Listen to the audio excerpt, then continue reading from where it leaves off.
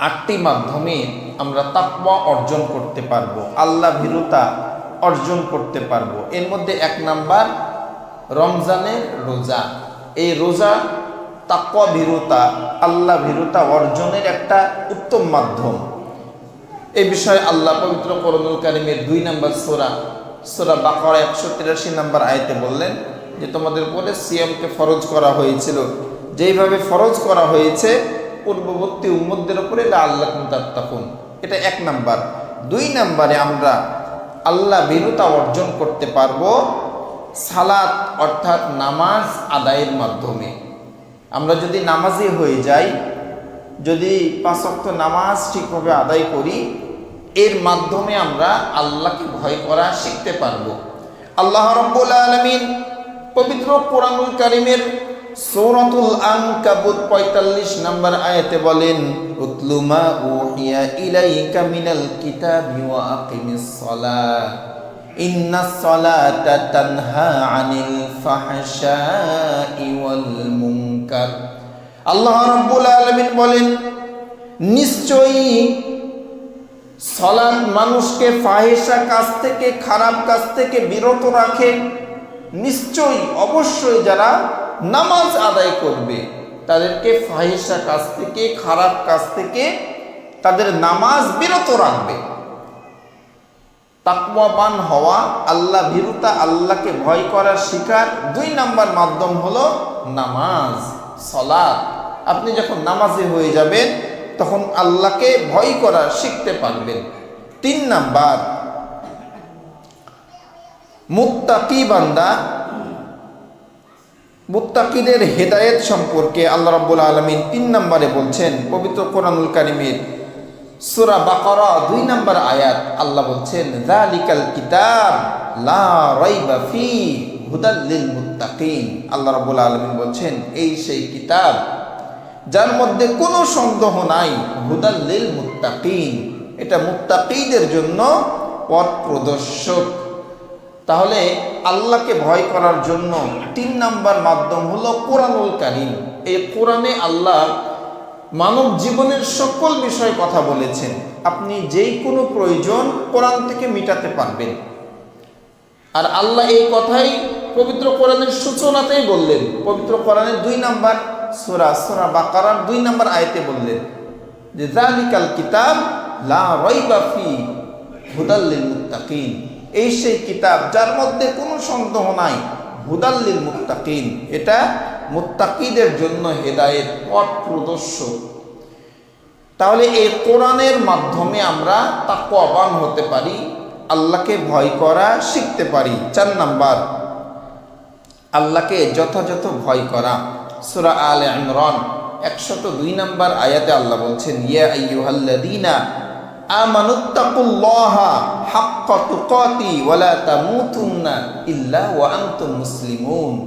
ওহে দুনিয়ার ঈমানদারেরা, তোমরা আমি আল্লাহকে ভয় করো, হাক্কা তুকাতি, যেইভাবে ভয় করা দরকার, ওয়া লা তামুতুন্না, মৃত্যুবরণ করো না, ইল্লা ওয়া আনতুম মুসলিমুন, যতদিন না মুসলমান হচ্ছ ততদিন মৃত্যুবরণ করো না। তাহলে আল্লাহকে ভয় করার মাধ্যমে আমরা মুত্তাকি হতে পারি। এখানে আল্লাহ একটা ভয়ঙ্কর কথা বলেছেন, ইয়া আইয়ুহাল্লাযীনা আমানু। আল্লাহ আগে ঈমানদারকে ডেকে বললেন, ইত্তাকুল্লাহ, আমি আল্লাহকে ভয় করো, হাক্কা তুকাতি, যেইভাবে ভয় করা দরকার, মানে যেইভাবে ভয় করলে তোমার দ্বারা কোনো গুনাহ হবে না, কোনো খারাপ হবে না, কোনো পাপ হবে না, যেইভাবে ভয় করলে তুমি নিজে একজন স্বয়ং সম্পূর্ণ ঈমানদার হবে, সেইভাবে আমি আল্লাহকে ভয় করো, হাক্কা তুকাতি। এরপরে ভয়ঙ্কর কথা হলো, ওয়ালা তামুতুন্না, মৃত্যুবরণ করো না, ইল্লা ওয়া আনতুম মুসলিমুন, যতদিন না মুসলমান হবে। এখানে মানে খুব ভয়ঙ্কর একটি কথা আল্লাহ বলেছেন। আপনি আবার চিন্তা করেন, প্রথমে কিন্তু আল্লাহ বললেন, ইয়া আইয়ুহাল্লাযীনা আমানু, ওহে ঈমানদারেরা। আল্লাহ ঈমানদারকে ডেকে বললেন যে তোমরা আমি আল্লাহকে ভয় করো, যেইভাবে ভয় করা দরকার সেইভাবেই ভয় করো, মৃত্যুবরণ করো না যতদিন মুসলমান না হবে। আচ্ছা বলেন তো, মুসলমান কারা? যারা ঈমানদার তারাই তো মুসলমান। যারা ঈমান এনেছে তারাই তো মুসলমান। তো আল্লাহ আগে বললেন যে ঈমানদার, তারপরে আবার বললেন তোমরা মুসলমান না হয়ে মরো না। এর মানে যারা আমরা নিজেকে ঈমানদার বলে দাবি করছি, আমরা অনেকেই মুসলমানই হইনি, আমরা অনেকে মুসলমান হতে পারি নাই।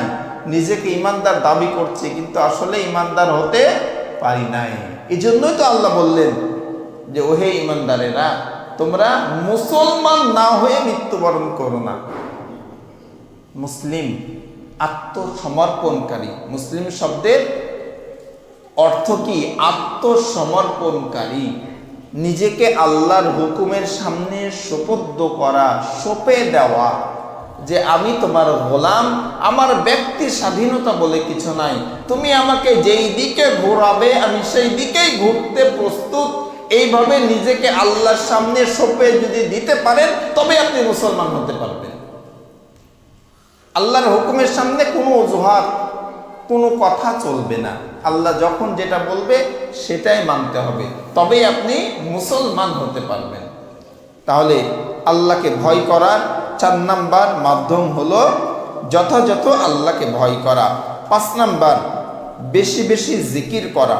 আল্লাহ রাব্বুল আলামিন পবিত্র কোরআনুল কারীমের সূরা আহজাব 41 নম্বর আয়াতে বলেন, ইয়া আইয়ুহাল্লাযীনা আমানু যকুরুল্লাহা যিকরান কাসীরা।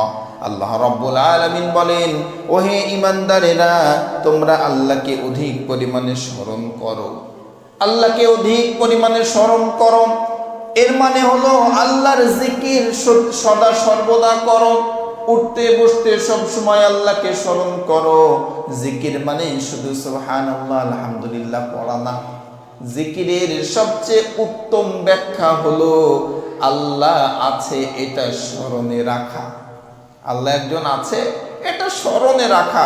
আপনি মুখ দিয়ে ফেফড়া উঠিয়ে দিলেন সুবহানাল্লাহ সুবহানাল্লাহ সুবহানাল্লাহ, এক হাতে তসবিহ গুনছেন আর এক হাতে সুদের টাকা নিচ্ছেন, আছে না নাই? এক হাতে তসবিহ গুনছেন আর এক হাতে সুদ নিচ্ছেন, ঘুষ নিচ্ছেন। হাজী সাহেব বড় বড় দাড়ি, ওকে দেখলে মনে হবে জান্নাত থেকে এখনই পালিয়ে আসে। বিশ্বাস করা যায় না যে এই সুদ নিচ্ছে। এর নাম ঈমানদার না। এই কথাই আল্লাহ বলছেন যে ইয়া আইয়ুহাল্লাযীনা আমানু যকুরুল্লাহা যিকরান কাসীরা, তোমরা অধিক পরিমাণে আল্লাহকে স্মরণ করো। যিকরান কাসীরা মানে শুধু আল্লাহকে সুবহানাল্লাহ আলহামদুলিল্লাহ জিকির করলে হবে না, স্মরণে রাখতে হবে যে আল্লাহ আমাকে দেখছে। দুনিয়ার সবার চোখ ফাঁকি দিতে পারলেও আল্লাহর চোখকে ফাঁকি দেওয়া যাবে না। এটা ছিল আমাদের 5 নাম্বার, বেশি বেশি আল্লাহর স্মরণ করা। 6 নাম্বার সৎসঙ্গ গ্রহণ করা। সৎসঙ্গে স্বর্গবাস, অসৎসঙ্গে সর্বনাশ। আল্লাহকে ভয় করার জন্য, আল্লাহকে চেনার জন্য সৎ মানুষের সঙ্গ এটা খুবই জরুরি।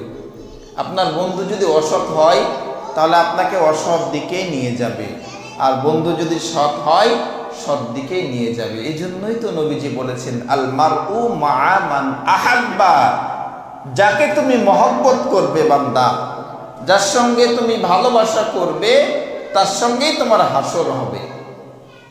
এজন্য আল্লাহকে স্মরণ করার জন্য ভালো মানুষের সংস্পর্শ এটা খুবই জরুরি। এ সম্পর্কে আল্লাহ রাব্বুল আলামিন সূরা তাওবা 119 নম্বর আয়াতে বলেন, আল্লাহ রাব্বুল আলামিন বলেন, ইয়া আইয়ুহাল্লাযীনা আমানুত্তাকুল্লাহা ওয়া কুনু মা'আস সাদিকিন।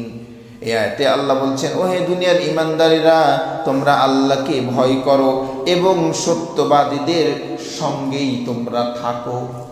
যারা সত্যবাদী, সত্য কথা বলে, যারা আল্লাহর পথে চলে, যারা আল্লাহকে রব বলে স্বীকার করে, তাদের সঙ্গে তোমরা থাকো। এটা কয় নাম্বার ভাই? 6 নাম্বার।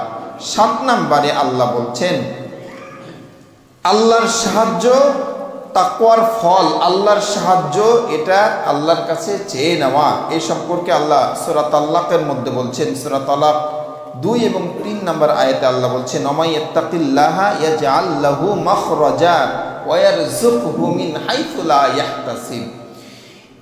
এই যে তাকওয়াবান যখন হবেন, খোদাভীরুতা অর্জন করতে পারবেন, আল্লাহর পক্ষ থেকে যে আপনি পুরস্কার পাবেন, ইহকালীন পুরস্কার, এই পুরস্কারের কথাই আল্লাহ বলছেন এখানে।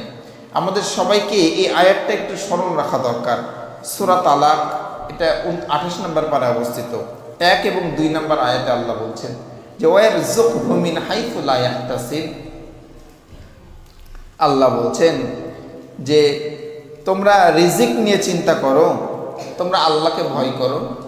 অমাইয়া তাওয়াক্কাল আলাল্লাহ, তোমরা যদি আল্লাহকে ভয় করো তাহলে আমি আল্লাহ তোমাদেরকে এমন জায়গা থেকে রিজিক দিব যে তোমরা কল্পনাও করো নাই।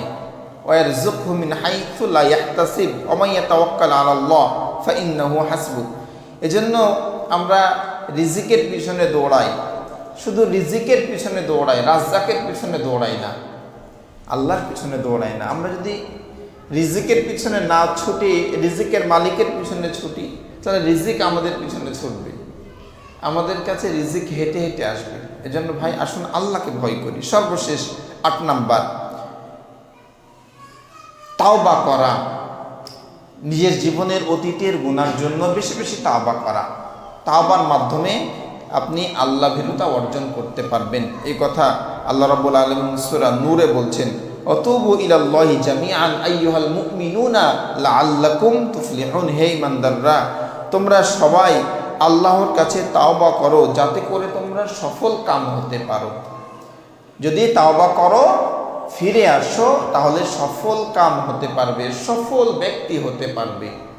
তাহলে আল্লাহকে ভয় করার, তাকওয়াবান হওয়ার আমরা এখানে 8টি উপায় শুনলাম। 1 নম্বরে রমজানের রোজা, 2 নম্বরে নামাজ, 3 নম্বরে মুত্তাকি, 3 নম্বরে কোরআন তেলাওয়াত, 4 নম্বরে যথাযথ আল্লাহকে ভয় করা, 5 নম্বরে বেশি বেশি জিকির করা, আল্লাহকে সবসময় স্মরণ করা, 6 নম্বর সৎসঙ্গ গ্রহণ করা, 7 নম্বর আল্লাহ আমাদেরকে এই ভয়ের মাধ্যমে এই দুনিয়াতে যে নিয়ামত দান করবে এটা স্মরণ রাখা, রিজিক এর প্রশস্ততা আল্লাহ দান করবে।